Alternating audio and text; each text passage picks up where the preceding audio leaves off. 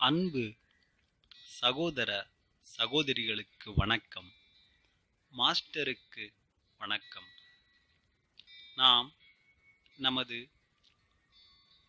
அன்றாட வாழ்வில் கடைபிடிக்க வேண்டியதும் பழக்கப்படுத்திக் கொள்ள வேண்டியதுமான உன்னதமான 10 நியமங்கள். நியமம் 1.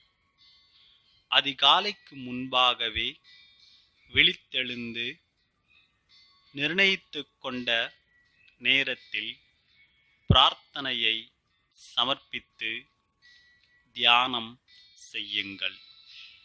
சூரியோதயத்திற்கு முன்பாகவே இவற்றை செய்து முடிப்பது சாலச் சிறந்தது.